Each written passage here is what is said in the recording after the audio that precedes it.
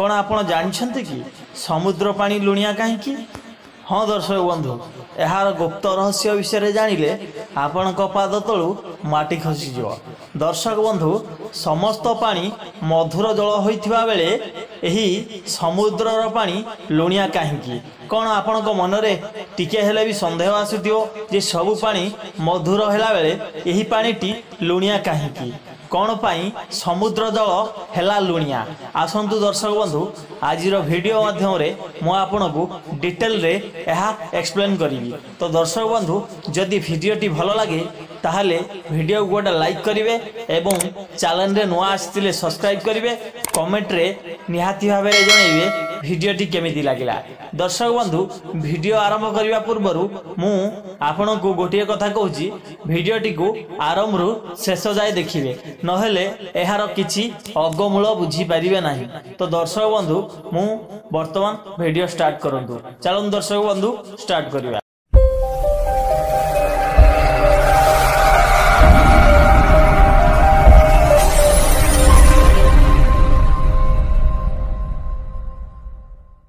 दर्शक बंधु, समुद्र पानी लुणिया कहीं? दर्शक बंधु, यही कथाटी हजार हजार पूर्वर कथा। दर्शक बंधु, यह मध्य वैज्ञानिक मतरे प्रमाण अच्छी एवं पुराण मध्यरे प्रमाण अच्छी।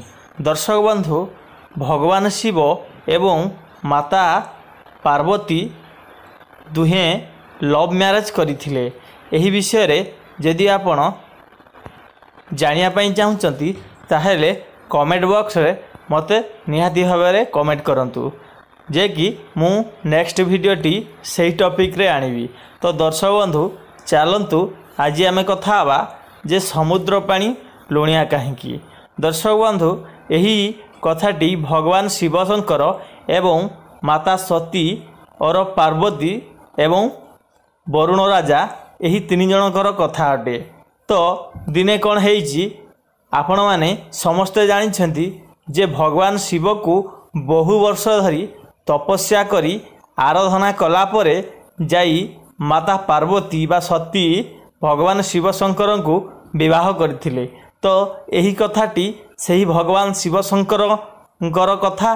तो दर्शक बंधु, आमे वीडियोटी आरंभ करिया पूर्व प्रथमे सही बाबा चंद्रशेखर पाद तले विनम्र प्रणाम जलई एवं माता पार्वती आशीर्वाद नहीं वीडियोटी को आरंभ करिबा।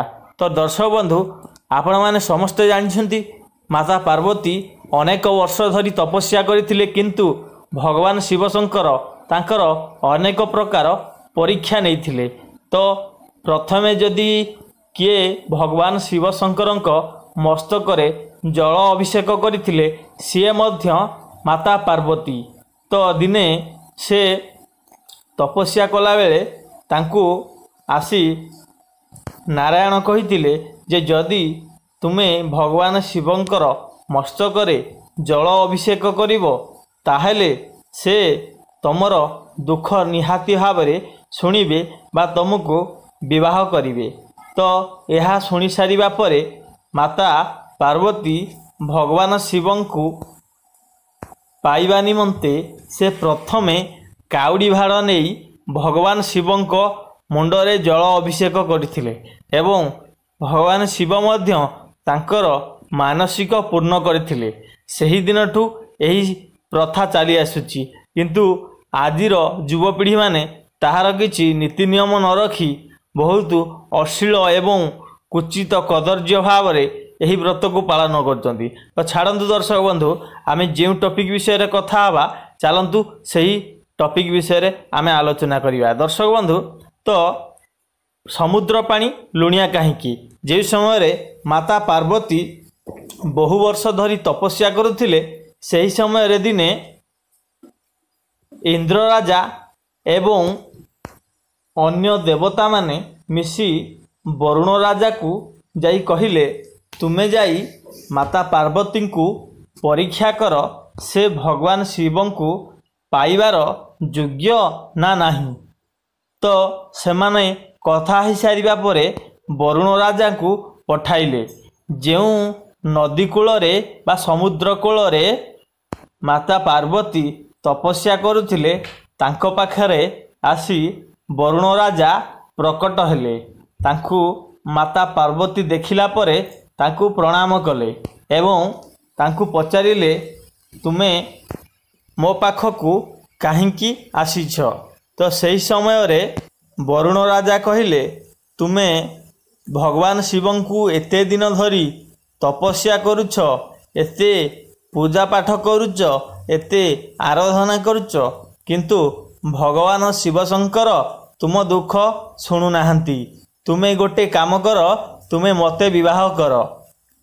ତ ସେତେବେଳେ ମାତା ପାର୍ବତୀ ତାଙ୍କୁ ମନା କରିଥିଲେ।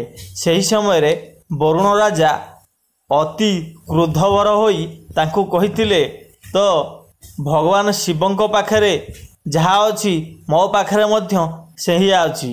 ଭଗବାନ ଶିବ ଯାହା କରନ୍ତି ମୁଁ ମଧ୍ୟ ସେଇଆ କରେ।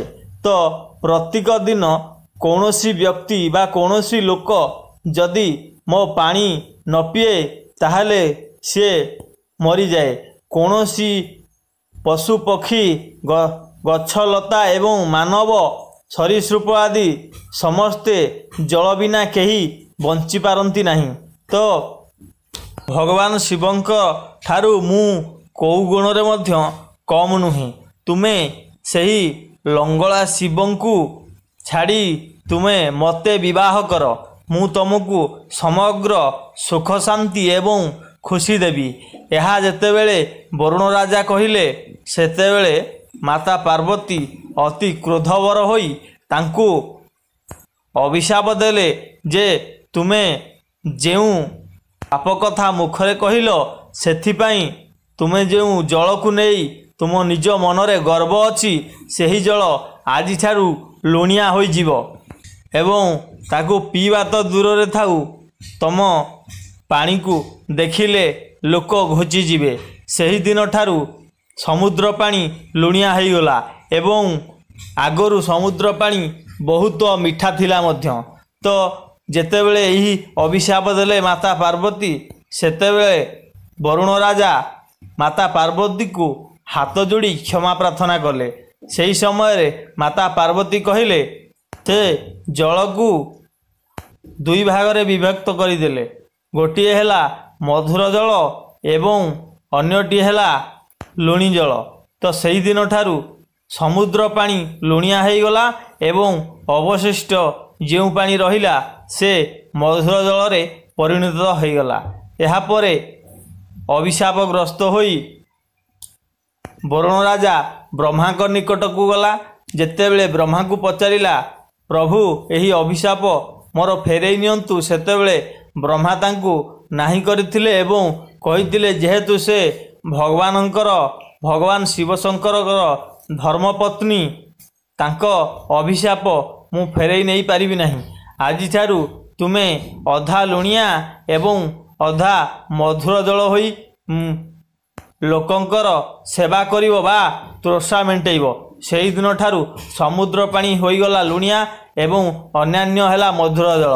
ଯଦି ଭିଡ଼ିଓଟି ଭଲ ଲାଗିଥାଏ ତାହେଲେ ଭିଡ଼ିଓକୁ ଗୋଟେ ଲାଇକ୍ କରିବେ ଏବଂ ସେୟାର କରିବେ। କମେଣ୍ଟରେ ଜୟ ଜଗନ୍ନାଥ ବୋଲି ଲେଖିବେ।